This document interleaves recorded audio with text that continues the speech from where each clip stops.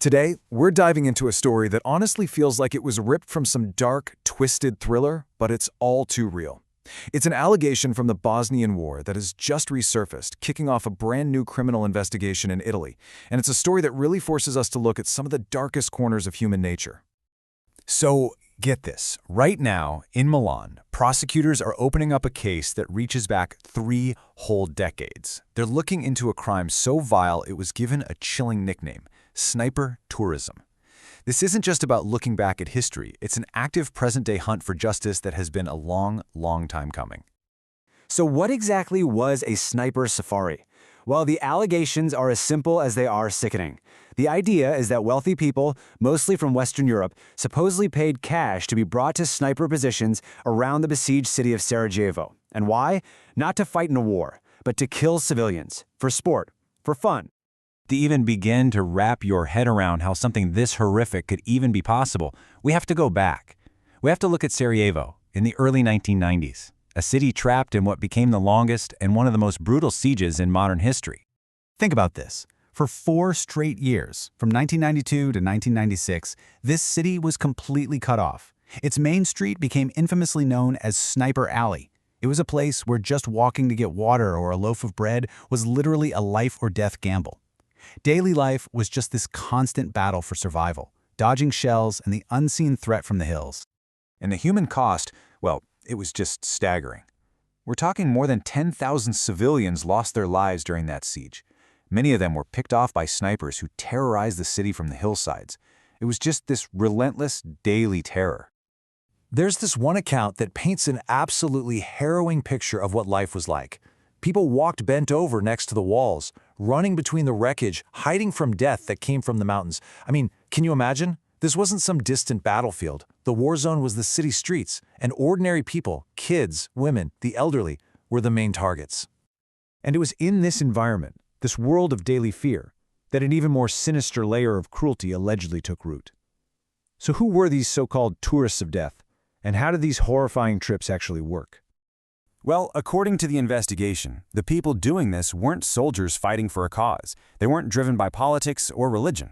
Nope, these were allegedly wealthy individuals, people with a so-called passion for weapons, who were motivated by one thing: the thrill of the kill. They paid soldiers loyal to the convicted war criminal Radovan Karadzic to turn murder into a hobby. And what's really chilling is how organized this whole thing was supposed to be. This wasn't some random, spur-of-the-moment act. There was apparently a clear process: start in Italy, travel through Belgrade, and then get a military escort right to a sniper's nest. A planned itinerary for murder. Now, the investigation started by focusing on a group of Italians, but it seems this was an international affair. The source mentions that Germans, French, and even English nationals were also allegedly among those who paid for this experience. It just lays bare this unbelievable, horrifying contrast. On one side of that sniper scope, you have people who paid money for a thrill, for a story they could tell back home. And on the other side, you have people just trying to survive another day, whose only cost was their own life. The moral chasm between those two realities is it's almost impossible to comprehend. Okay, so that brings us right back to today, because after 3 decades, the fight to hold someone accountable is gaining new steam. This is a hunt for justice that simply refuses to be forgotten. So here's where things stand now. The investigation is centered in Milan, and for now, it's focused on the Italian participants. But the implication here is huge. If the evidence is as strong as they say, this could easily blow up into an international legal effort, chasing suspects all across Europe. And the people behind this new case are absolutely determined. Nicola Brigida, a lawyer who helped build a legal file, puts it this way: we have strong evidence, and it is time to name these perpetrators. The blood that was shed in Sarajevo is not subject to a statute of limitations. For them, there's no expiration date on justice for these crimes. You know, beyond the legal case, these allegations force us to ask a much deeper, much more disturbing question.